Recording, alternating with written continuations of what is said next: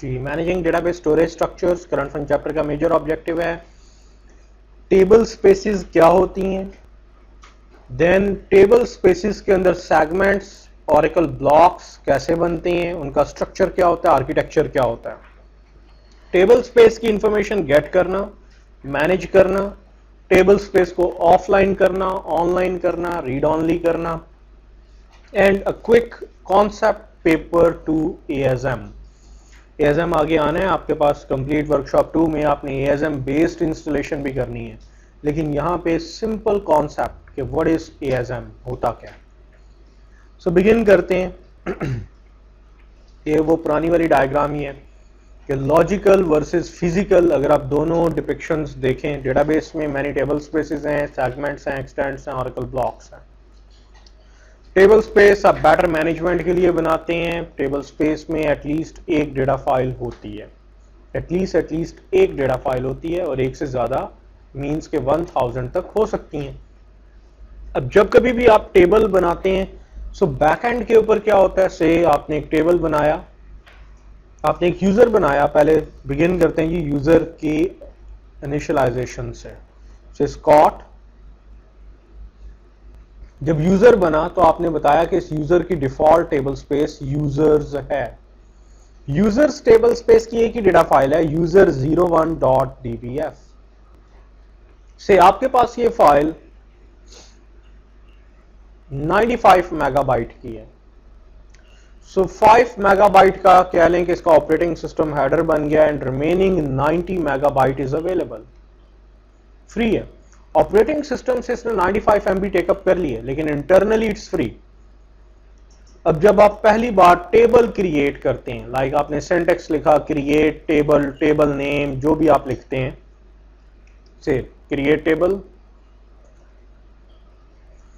Amp और आगे column की स्पेक्स। इनिशियली क्या होता है, यहां पे एक सेगमेंट बन जाएगा, हर सेगमेंट का अपना हेडर होता है। इस सेगमेंट हेडर के अंदर एक्सटेंट डायरेक्टरी होती है कि सेगमेंट में कितने एक्सटेंट्स हैं, कितने एक्सटेंट्स से मिलकर बना हुआ है। इनिशियली एक सेगमेंट जो एम्प्टी होता है, इसमें किसी किस्म की कोई भी रोज नहीं है, आपने सिर्फ टेबल क्रिएट किया अभी, तो क्या होगा, इसमें सिर्फ एक एक्सटेंट होगा, लाइक एक्सटेंट नंबर 0। एक्सटेंट का अपना हेडर होता है, सेगमेंट का अपना, एक्सटेंट का अपना। सेगमेंट के हेडर में सेगमेंट का यूनिक आईडी, सेगमेंट का स्टार्ट एड्रेस, एंड एड्रेस, इसके अंदर इसका कह लें कि transaction table, free list group, सारी चीजें वो इसमें पड़ी होती हैं। एक्सटेंट हेडर के अंदर एक्सटेंट की डायरेक्टरी, देन टेबल्स, इसमें सॉरी ब्लॉक्स की डायरेक्टरी कि ब्लॉक कितने हैं इसके अंदर, ऑरेकल ब्लॉक्स कितने हैं। आपको पता है कि एक्सटेंट्स ऑरेकल ब्लॉक से मिलकर बनता है। अगर आप कोई साइज नहीं देते तो बाय डिफॉल्ट एक्सटेंट का साइज होता है 64K, जबकि एक ऑरेकल ब्लॉक साइज कितना है, एक ऑरेकल का 8K डीबी ब्लॉक साइज आपने पैरामीटर पढ़ा था। तो टोटल कितने आ गए, 8 ऑरेकल ब्लॉक्स, मींस के एक एक्सटेंट 8 ऑरेकल ब्लॉक से मिलकर बनता है। ब्लॉक 1 2 3 4 5 6 7 8।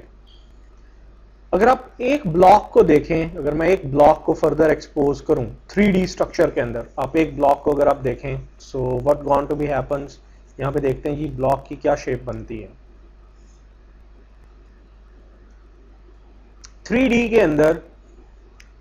कह लें कि ये डायग्राम है, बट इनिशियली ब्लॉक के अंदर सिंपल है कि इफ इट्स ऑफ 8 KB, सो से 2 KB का हेडर है, इट्स कॉल्ड हेडर। हेडर में क्या होता है, ब्लॉक का अपना ID, unique ID, then table directory, row directory कि कितनी रोज हैं, किधर किधर पड़ी हुई है, और ट्रांजैक्शन स्लॉट्स, जब ट्रांजैक्शंस बिगिन होंगी तो transaction slots as a header, क्योंकि header top to bottom grow करता है।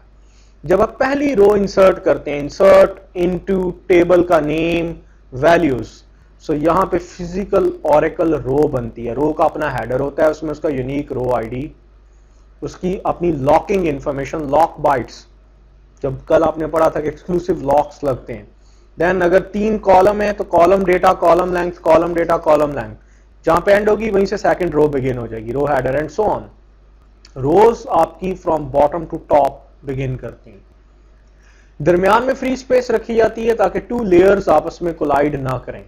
एक पेट लेवल पे जाके आपका ब्लॉक लॉक हो जाता है, इसमें फर्दर इंसर्शन नहीं पॉसिबल, तो फ्री स्पेस कीप की जाती है। अगर टू लेयर्स कोलाइड करेंगी तो रो चेनिंग एंड रो माइग्रेशन, ठीक है ना बेचारी, रो माइग्रेशन, इंटरनली रो डिस्प्लेसमेंट, जैसे इंटरनली वो है ना डिस्प्लेस्ड पीपल, तो वो ऐसे आईडीपीज की जगह आईडीआरस बननी शुरू हो जाएंगी, ठीक है। सो रो चेनिंग, रो माइग्रेशन होनी शुरू हो जाएगी, उससे बचाने के लिए फ्री स्पेस रखी जाती है दरमियान में। इनिशियली सिर्फ हेडर और नीचे सारी data space, like if 2 KB का हेडर है, 6 KB की डेटा स्पेस। अब आपने इसकी मैनेजमेंट करनी है। अगर फ्री स्पेस ज्यादा रह गई तो इन एफिशिएंसी आनी शुरू हो जाएगी, 100% यूटिलाइजेशन नहीं होगी। अब ये देखिए कि जब एक ब्लॉक भर जाएगा, जैसे अभी हम एग्जांपल ले रहे थे कि जी पहला segment, this one is your segment, एक एक्सटेंट में 8 ऑरेकल ब्लॉक्स हैं। जब एक एक्सटेंट भर जाता है तो फिर अगला एक्सटेंट एलोकेट होता है, जब वो भी भर जाएगा तो उससे अगला एलोकेट होगा, एंड सो ऑन। इस तरह से सेगमेंट आपका ग्रो करता है। पूरी फाइल अंटिल के फाइल थी 95 मेगाबाइट की, जब फाइल 95 मेगाबाइट की भर जाएगी तो फिर वो आपसे फर्दर स्पेस मांगेगा। और इस सारी मैनेजमेंट को आपने इस करंट 1 चैप्टर में पढ़ना है कि एक्सटेंट मैनेजमेंट कैसे होती है। सो अभी आपने देखा कि इंटरनली जब आप रोज स्टोर करते हैं तो सेगमेंट हेडर्स, लाइक सेगमेंट के अंदर एक्सटेंट्स होते हैं, एक्सटेंट्स के अंदर ब्लॉक्स होते हैं, ब्लॉक्स के अंदर ऑरेकल रोज होती हैं, और रोज में फाइनली आपका डेटा सेव होता है। बट प्रॉब्लम हमारे पास ये है कि एक ही डेटाबेस में मल्टीपल टेबल स्पेसेस हम बनाते हैं। उसकी प्राइम रीजन मैनेजेबिलिटी भी है। बेनिफिट क्या मिलता है? High availability. Table space damage होगी, ऑफलाइन कर दें, रिकवर कर दें, ऑनलाइन कर दें, रीड ओनली कर लें, रीड राइट कर लें, ट्रांसपोर्टेबल मार्क कर लें। ये सारे बेनिफिट्स टेबल स्पेस बनाने से आपको मिलेंगे। टेबल स्पेसेस की दो तरह की टाइप्स आप पढ़ के आए थे, system, non system. Last time आपने पढ़ा जी सिस्टम होती है, नॉन सिस्टम होती है, टेम्परेरी होती है और अनडू होती है। चार major, temporary, system, non system, temporary, undo. आपने ये भी पढ़ा कि बाय डिफॉल्ट 11G में सिस्टम, सिसॉक्स ये हर हालत में मैंडेटरी होती हैं, ये बनती हैं। अनडू एक टेबल स्पेस और टेम्प एक टेबल स्पेस। यानी बाय डिफॉल्ट जब आप डेटाबेस इंस्टॉल करते हैं तो आपको चार किस्म की तो मिलती हैं। सैंपल स्कीमास बनाते हैं तो example table space and user table space, ये आपको सेपरेट अलहदा से साथ मिल जाती है ताकि स्कॉट, सेल हिस्ट्री, बाकी सबका डेटा इसके अंदर कीप रहे, ठीक है। अब हम लोगों ने यहां पे दोबारा इसी कॉन्सेप्ट को पढ़ना है with respect to extent management. कि एक्सटेंट मैनेजमेंट, जैसे मैंने कहा कि सेगमेंट जब ग्रो करता है, पहले एक एक्सटेंट होता है, जब वो एक एक्सटेंट भर जाएगा, उसमें तमाम ऑरेकल ब्लॉक्स भर जाएंगे तो फिर अगला एक्सटेंट आएगा, फिर उससे अगला, एंड सो ऑन। हम लोगों ने यहाँ पे एक्सटेंट मैनेजमेंट के, extent management being a dBA आप खुद करें या आपकी टेबल स्पेस अपने बिहाफ पे करेगी, इसके अकॉर्डिंगली दो जेनेरिक कैटेगरीज होती हैं। एक को हम कहते हैं लोकली मैनेज टेबल स्पेस और एक को हम कहते हैं डिक्शनरी मैनेज टेबल स्पेस। जब भी आप कभी कोई टेबल स्पेस बनाने जाते हैं तो एक्सटेंट मैनेजमेंट के अकॉर्डिंगली टू ब्रॉड कैटेगरीज हैं। अच्छा, दूसरा देखिए कि क्या आपकी डेटाबेस में डिक्शनरी मैनेज टेबल स्पेस बन सकती है, नहीं बन सकती, इसका डिसीजन किया जाता है सिस्टम टेबल स्पेस की कैटेगरी पे। मैं लॉग इन हो जाऊं तो देन चेकआउट कर लेते हैं।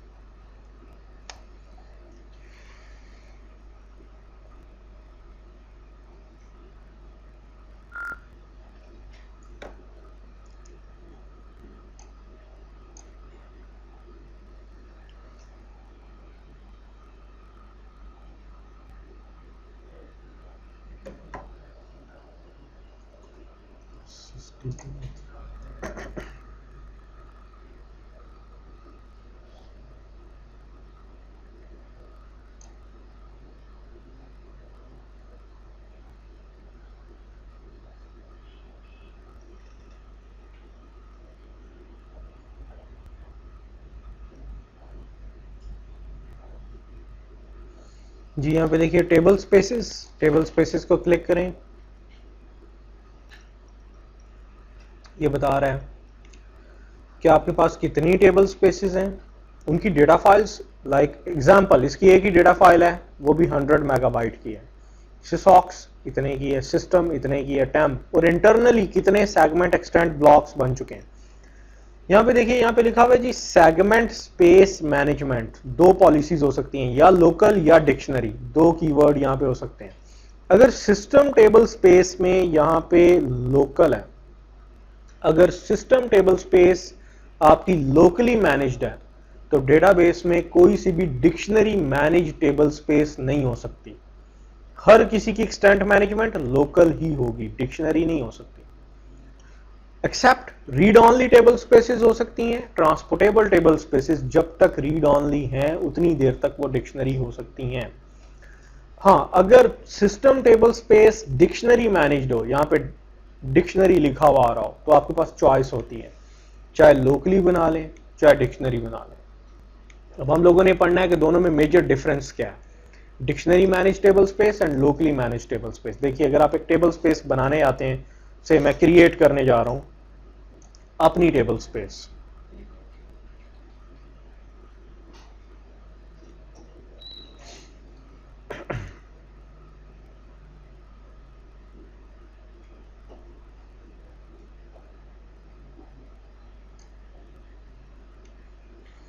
टेबल स्पेस का नेम एप्स डेटा। देखिए पूछता है लोकली मैनेज, डिक्शनरी मैनेज। दूसरा परमानेंट है, टेम्परेरी है, अनडू है, कौन सी है? परमानेंट है। रीड राइट है, रीड ऑनली है, ऑफलाइन है, रीड राइट है। Then big file table space के small file table space. Table spaces हमारे पास जितनी भी हम बना रहे हैं वो स्मॉल फाइल बना रहे हैं। बिग फाइल एक ऐसी टेबल स्पेस होती है जिसकी सिर्फ एक डेटा फाइल होती है, और data file can grow up to terabytes. Practically अगर एएसएम है तो टेराबाइट्स की लिमिट से भी बियॉन्ड जा सकते हैं, और एक ही डेटा फाइल होगी। जो स्मॉल फाइल होती है, इसमें एक टेबल स्पेस में मल्टीपल डेटा फाइल्स हो सकती हैं अप टू 1000, लेकिन कोई भी डेटा फाइल 1 टेराबाइट के साइज को अप्रोच नहीं करेगी इंडिविजुअली। मिला के कलेक्टिवली चाहे बन जाए, एक आपकी फाइल 900 गीगाबाइट्स की है, दूसरी 800 की है, तीसरी 500 की है, मिला के शायद उस लिमिट से बियॉन्ड चले जाएं, लेकिन अकेली फाइल इतना ग्रो नहीं कर सकती। इसे हम बोलते हैं स्मॉल फाइल टेबल स्पेस। ठीक है, जो बिग फाइल टेबल स्पेस है उसमें सिर्फ एक डेटा फाइल होती है, ओनली वन, और उसकी भी प्रैक्टिकली कोई साइज की लिमिट नहीं होती, यानी एज्यूम किया जाता है कि वो टेराबाइट से ज्यादा ग्रो करेगी। It's a VLTB, very large table space का कॉन्सेप्ट है। अब ये देखिए, आप यहाँ पे जो सिंटैक्स ये खुद ही जनरेट करता है, इसमें एक डेटा फाइल कम से कम आप जरूर, एक टेबल स्पेस में एटलीस्ट एक डेटा फाइल लाजमी होनी चाहिए। अब आप यहाँ पे डेटा फाइल की स्पेक्स देंगे, एक से ज्यादा भी रख सकते हैं, एक भी रख सकते हैं, एटलीस्ट एक तो आपको ऐड करनी पड़ेगी।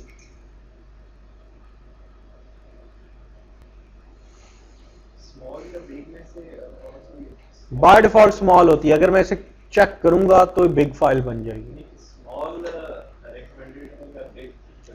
फाइल सिस्टम पे डिपेंडेंट होता है, आपके रिक्वायरमेंट पे। अगर आपको VLDB में जाना है तो फिर VLDB बनानी पड़ेगी।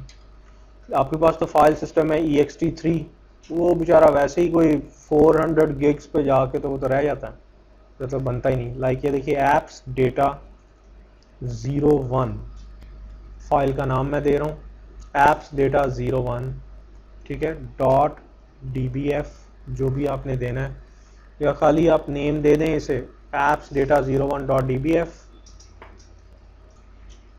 एप्स डेटा दे देते हैं यार। साइज कितना है? 100 मेगाबाइट। रीयूज एग्जिस्टिंग, अगर पुरानी कोई टेबल स्पेस ड्रॉप की हुई की फाइल पड़ी हुई है इसी नाम से, ठीक है, पुरानी कोई और टेबल स्पेस थी, किसी ज़माने में ड्रॉप कर दी, लेकिन उसकी डेटा फाइल एग्जिस्ट करती है, तो यू कैन यूज इट। जब ये 100 मेगाबाइट भर जाएगा तो क्या हो, मजीद 10 मेगाबाइट फाइल के अंदर और एडअप हो जाए। कब तक ऐसा होता रहे? अनलिमिटेड, या मैं कह देता हूं जी जब तक के साइज 200 मेगाबाइट तक ना पहुंच जाए। ये फिजिकल स्पेक्स हैं। फिजिकल स्पेक्स में जैसे ही आपने बनाया, ठीक है, इमीडिएट लाइक ये देखिए मैं ऐसे लिखता हूँ कंटिन्यू और मैं कहता हूँ शो एसक्यूएल।